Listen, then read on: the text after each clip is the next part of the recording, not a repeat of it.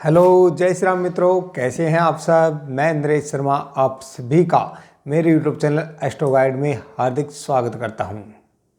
आज हम बात करते हैं मांगलिक योग के बारे में। ज्योतिष में एक ऐसा योग जिससे सबसे ज़्यादा लोग डर जाते हैं। जब भी किसी बच्चे का जन्म होता है तो जब भी वे हमारे पास अक्सर आते हैं तो उनका एक ही सवाल होता है। उनका सबसे पहला सवाल यही होता है, क्या बच्चा मांगलिक है। वो इस बात की चिंता बहुत कम करते हैं कि बच्चे का स्वास्थ्य कैसा रहेगा, उसकी शिक्षा, उसका करियर कैसा रहेगा। लेकिन वे ये बात अवश्य पूछते हैं कि क्या बच्चा मांगलिक है या नहीं। यानी मांगलिक शब्द का इतना ज़्यादा डर लोगों के मन में बैठा चुका है कि हम कह नहीं सकते। इसका कारण क्या है? इसका कारण लोगों के अंदर फैली हुई भ्रांतियाँ हैं।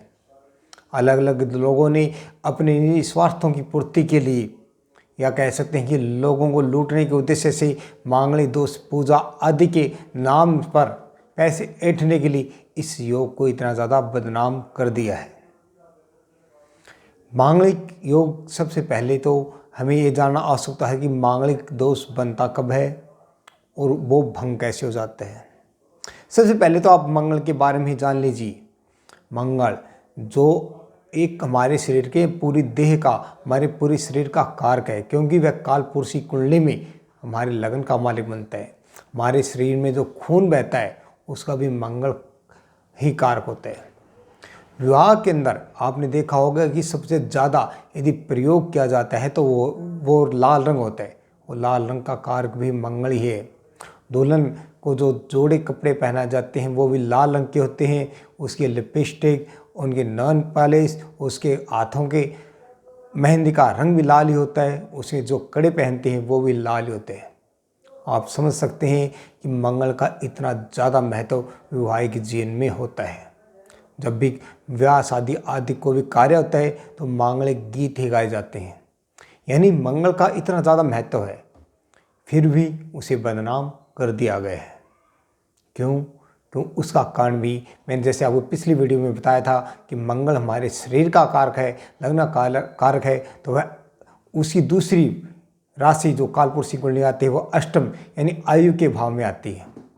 इसी का फायदा उठाकर कुछ लोग मंगल को बदनाम करने की कोशिश करते हैं। मंगल हालांकि क्रूर ग्रह, क्योंकि वह एक सेनापति है और सेनापति जब तक क्रूर नहीं होगा उसे विजय मिलना मुश्किल होता है। लेकिन फिर भी मंगल इतने ज़्यादा दुष्फल जातक को नहीं देता है कि उसे इतना ज़्यादा बदनाम कर दिया जाए। सबसे पहले तो हमें कुंडली देखकर यह देखना होता है कि बच्चा मांगलिक है या नहीं। लेकिन उसके बाद हमें यह देखना भी आवश्यक होता है कि उसकी मांगलिकता भंग हो रही है नहीं। सबसे पहले तो आप ये जान लीजिए कि मांगलिक माना कब जाता है। जब भी लग्न कुंडली के अंदर मंगल पहले, चौथे, सातवें, आठवें और 12वें भाव में होता है तो वह बच्चा मांगलिक माना जाता है। अब कुछ विद्वान इसे चंद्र कुंडली से भी मांगलिक बोलने की कहते हैं। यानी चंद्र से भी यदि मंगल पहले, चौथे, सातवें, आठवें या 12वें भाव में हो तो मांगलिक मान लिया जाता है। अब कुछ और विद्वान आगे बढ़कर शुक्र से भी मांगलिक मानने लगे। यानी आप यदि चंद्र कुंडली, लग्न कुंडली और शुक्र कुंडली से मांगलिक मानने लगे तो संसार में शायद ऐसा कोई इंसान बचेगा जो मांगलिक न हो। इसलिए यदि आपको मांगलिक की गणना करनी है तो सबसे पहले आपको लगन को ही देखना चाहिए। क्यों? क्योंकि लगन से ही हमारा दशाक्रम, वर्षफल जो सब कुछ बनता है वो लगन से ही बनता है। इसलिए आपको मांगलिक देखना है तो केवल लगन से ही देखना चाहिए। लेकिन यदि मांगलिक है तो उसके साथ आपको उसके कंसलेशन यानी मांगलिक दोष भंग होने के बारे में भी जान लेना आवश्यक है। यदि आपको ये पता है कि मांगलिक दोष किन किन कारणों से भंग होता है तो आप पाएंगे ही कि 80 से 90% मांगलिक दोष खत्म हो जाता है।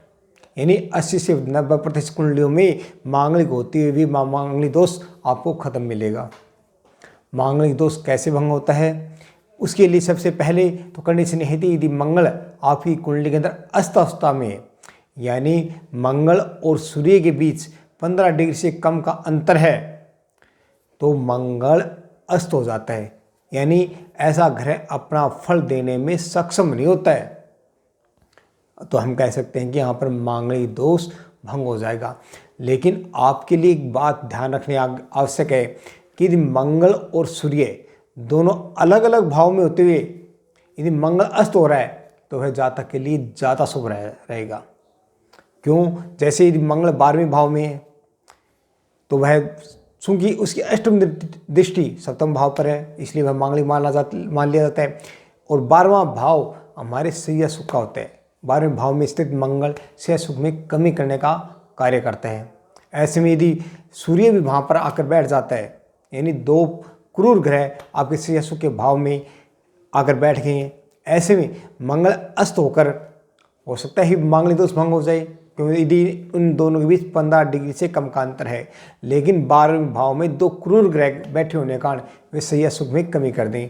इससे अच्छा है कि यदि सूर्य 11वें भाव में हो और मंगल 12वें भाव में अस्त होकर यदि मांगलिक दोष भंग कर रहा है तो वह बहुत अच्छा योग होता है। यानी पहली कंडीशन ये है कि यदि मंगल अस्त है तो आपकी कुंडली मांगलिक नहीं है।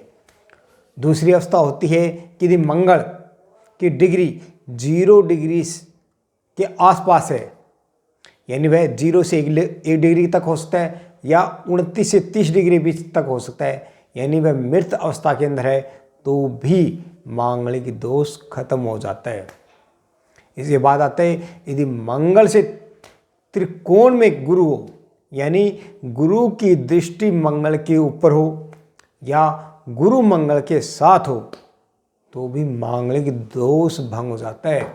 गुरु की दृष्टि सभी प्रकार के दोषों को खत्म करने वाली मानी गई है। इसीलिए मंगल के ऊपर यदि गुरु की दृष्टि होगी, गुरु महाराज की दृष्टि होगी, तो मंगल अपना दुष्प्रभाव नहीं दिखा पाएगा और इसलिए मांगलिक दोष भंग हो जाएगा। इसके बाद आता है कि यदि चलित कुंडली के अंदर मंगल स्थान परिवर्तन कर लेता है, यानी ये मान लीजिए आपकी लगन के अंदर मंगल है लेकिन चलित में वह दूसरे भाव में चला जाता है, या आपकी कुंडली में सप्तम भाव में मंगल है वह 6ठे भाव में चल जाता है, तो ऐसे में मांगलिक दोष खत्म माना जाएगा।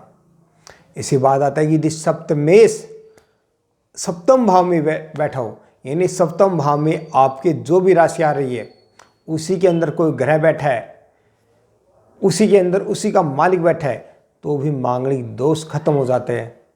यदि सप्तमेश सप्तम में न होकर अन्य कहीं पर हो लेकिन अपने सप्तम भाव को देख रहा हो, तो भी मांगलिक दोष खत्म हो जाता है।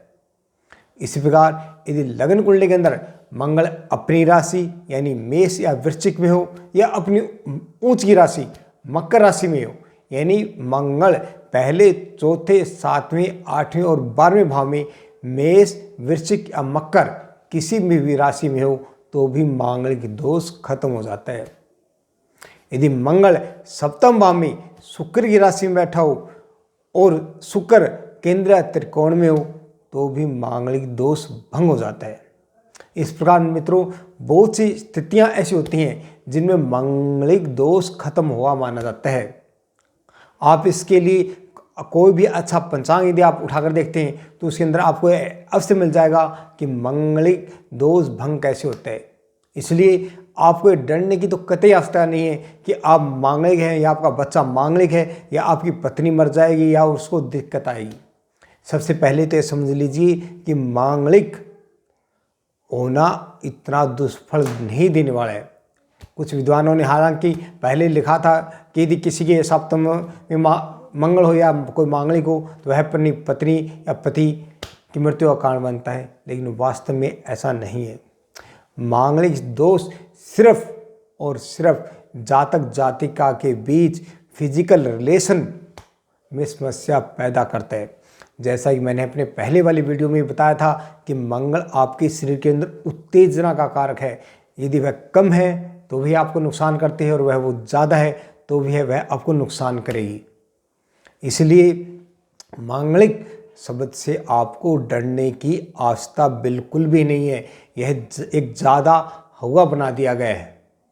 यदि मंगल इतना ही बुरा होता तो कहीं पर आपको यह लिखा हुआ नहीं मिलता कि आपकी यात्रा मंगल में हो, नहीं शादी विवाह में मांगलिक गीत गाए जाते।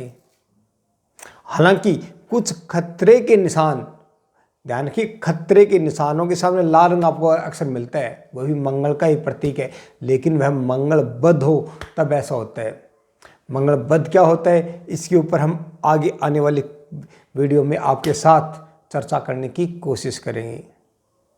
तो इसलिए अपने मन से यह भ्रम तो निकाल दीजिए कि मांगलिक कोई दोष या बुरा योग होता है। सबसे पहले तो उसका ये देखिए कि मांगलिक दोष भंग हो रहा है या नहीं हो रहा है। दूसरी आगे आता है कि अक्सर हम देखते हैं कि मांगलिक से ही शादी करने के मांगलिक दोष भंग मान लिया जाता है, यानी कि ऐसा निवारण ये मान लिया जाता है कि मांगलिक जातक है और जातिका भी मांगलिक ही होनी चाहिए। चलो, यदि मान लीजिए दोनों की लगन कुंडली के अंदर लगन में ही मंगल है, तो अब ऐसा क्या है, दोनों जातक जातिका के अंदर गुस्से की मात्रा बहुत ज़्यादा होगी, उत्तेजना बहुत ज़्यादा होगी। ऐसे में आप ये सोचकर शादी कर रही हैं कि मांगलिक दोनों हैं, लेकिन दोनों का मंगल लगन में होने से वो आपस में लड़ाई झगड़े पर ज़्यादा ध्यान केंद्रित करेंगे। इससे अच्छा ये होगा कि उनका मंगल यदि एक का कमज़ोर अवस्था में हो और दूसरे का बली अवस्था में हो तो ही उनकी पार पड़ सकती है। अन्यथा यदि दोनों मंगल लगन में बली अवस्था में है तो फिर उनको लड़ाई फाइट करने से कोई नहीं रोक सकता है। क्यों? उनका अंदर हिम्मत, साहस, शौर्य की कोई कमी नहीं होगी।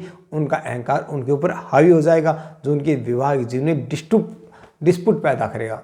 इसी प्रकार यदि एक जातक के 7वें भाव में मंगल है लेकिन जातिका के 8वें भाव में मंगल है, तो वो ऐसा भी जातिका की कुंडली मिलान अच्छा नहीं माना गया है। क्यों? क्योंकि सप्तम से उसकी लगन पर दृष्टि आ गई और जो जातिका की कुंडली 8म जो मृत्यु भाव है उसके अंदर वो मंगल बैठ गया। ऐसे में इन दोनों का मिलान भी अच्छा नहीं माना गया। इसलिए आपको इस चीज़ का ध्यान अवश्य रखना है कि पहले तो आप ये देखिए कि मांगलिक दोष भंग हो रहा है नहीं रहा, और आपको यदि मांगलिक से शादी करनी है तो वह मंगल उन्हीं कुंडलियों में किस स्थिति में बैठा हुआ है। फिर भी इसके लिए आपके लिए बहुत सारे उपाय आदि मंगलिक दोष की शांति के लिए बताए जाते हैं, जैसे कि लड़की की शादी विष्णु विवाह या कुंभ विवाह करके कर दी जाए और उसके बाद में किसी से भी शादी कर ली जाए तो भी मांगलिक दोष का दुष्प्रभाव नहीं रहता है।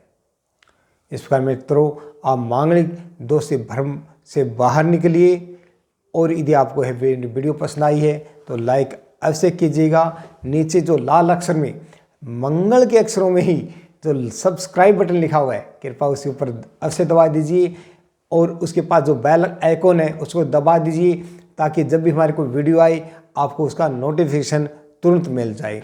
जय श्री राम, धन्यवाद। यदि आपको किसी भी प्रकार की वीडियो में कोई कमी लगती है, आपका अनुभव मांगलिक योग के बारे में क्या कहता है, उसके ऊपर नीचे कमेंट बॉक्स में कमेंट अवश्य दीजिएगा। नमस्कार।